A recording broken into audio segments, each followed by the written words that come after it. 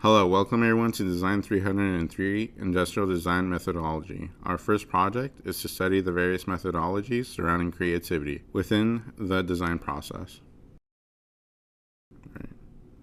In this video, we will attempt to share with you our secrets for becoming creative through our research and testing of our design methodologies that cater to a specific problem.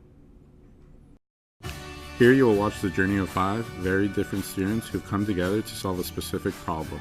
What's the problem, you might ask? It's how to stay awake. Every single one of us knows that's one of our biggest problems we face in design school.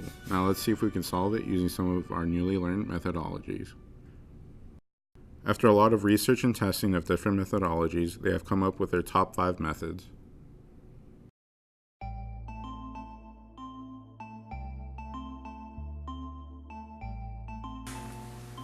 I think it's gonna go great. I haven't really worked with these people before, but everyone seems awesome. It'll go great. I think it'll be fine. I literally hate everyone in my group. Am I allowed to switch? You know, I don't know them all that well, but I'll win them over with my personality. I feel like the group is excellent collectively. I have never worked with them on a group project, but I must say, with my leadership and direction, we will be victorious. Everyone in my group is so stupid. Tim's impressions are stupid. Albert's beard is stupid. Ryan is just stupid. And Alina kind of just acts stupid. My methodology is superior. A+. Ryan's method is the least creative method of all the creative methods. It's like the Internet Explorer of web browsers. Okay, so why don't we just reintroduce what method we had to the group, and then we could start testing it out with the methods. I'll go first. Of course you will. What was that, Nikki? So as you all know, my methodology was brainstorming. We've all been brainstorming. It's the oldest trick in the book. The goal is to generate lots of ideas, collaborate, and be accepting of weird solutions. The best way is to get ideas, to have lots to choose from. Don't be too critical, play nice.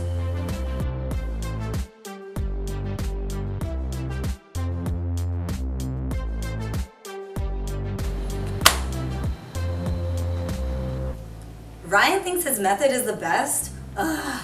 I'll show him whose method is the best, and then he'll be like, Nikki, you can't cuss. Sorry. Aren't we forgetting something? Like what? Pre-creativity. Pre-creativity? Is that like pre-gaming? Pre-creativity is all about learning to be professional. You represent your name, so be self-disciplined. Work hard and give yourself plenty of time and resources because you will definitely need more than you think. Yeah, and putting aside your ego is also important for the pre-creative process too. Right, Ryan?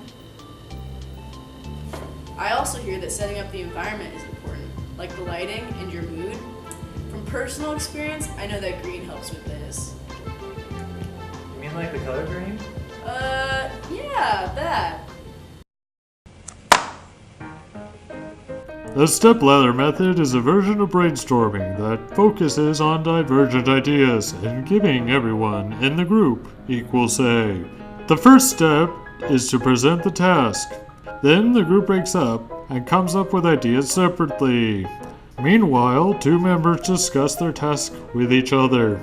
One by one, the group members come back and discuss their ideas. Then the rest of the group shares their idea. Last, you decide on the direction you want to take. Among my core values is equality, which is why I love this method. It allows us to work as a group, focusing on one way of thinking at a time, rather than combating each other with competing thought processes. Sounds like you've never participated in a competition. Oh, and I bet you love those participation ribbons, Ryan. Hey, guys, I came out here to have a creative time, and honestly, I'm feeling very attacked right now. Anyways, this method was created by the psychologist Edward de Bono. Super smart guy. I've set the sequence and time limits for each of the hats. Our problem is design students falling asleep. And our goal is to create a product to keep them awake.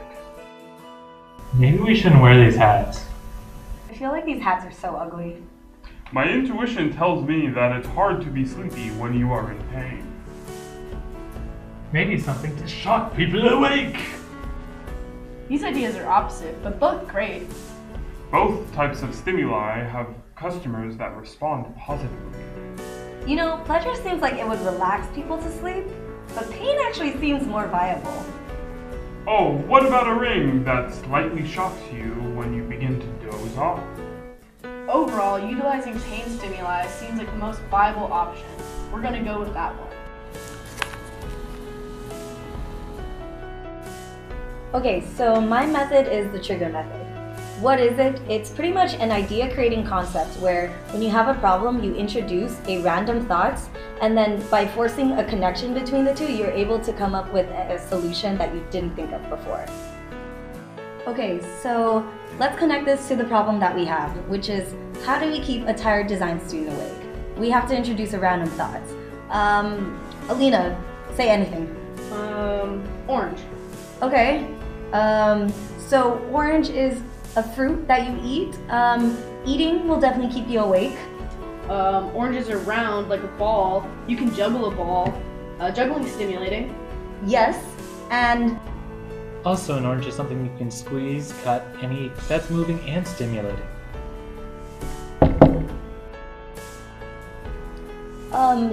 yes, Albert, squeezing oranges in your eyes definitely will keep you awake. Alright, hold up guys. I know we're trying to come up with creative ideas, but we're not even using any items to be creative. Well, who said we had to use the items to be creative? The most creative people create from nothing. I know you mean well, but shouldn't we be sticking to our guidelines? I think that we should think more laterally, which is to be more creative, which sometimes doesn't require sticking to the guidelines.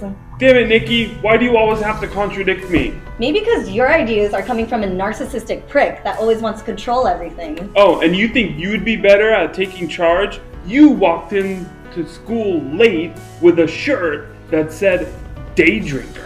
Hey guys, peace and love, right? Oh, so you have a problem with me expressing myself? What's so wrong with having that shirt? Guys, I think we should all calm down. Well, maybe if you learn to be professional, people might actually take you seriously. Well, your mustache is stupid. Listen, you guys are acting like a bunch of idiots. I know we haven't worked in a group together before, but instead of arguing over whose method is the best, we need to sit down, shut up, and get our shit together. Albert, that's the most I've ever heard you say.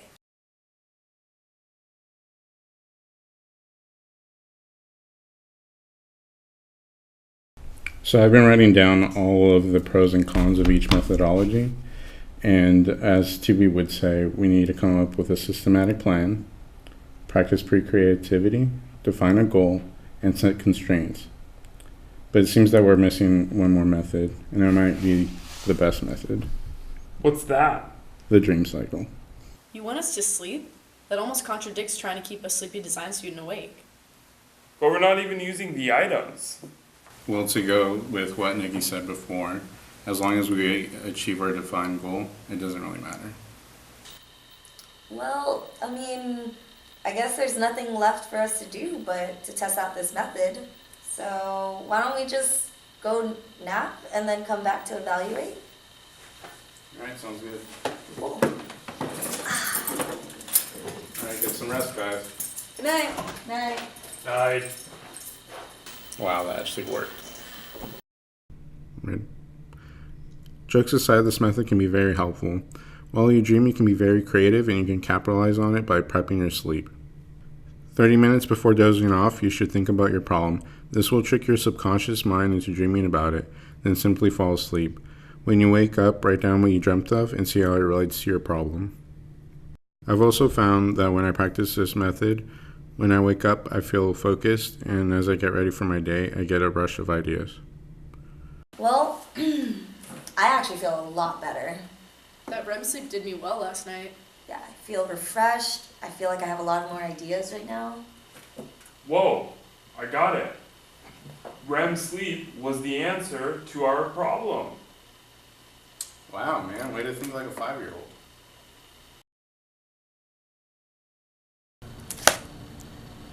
And from this point on, the team that once wanted to kill each other came together and went over each method.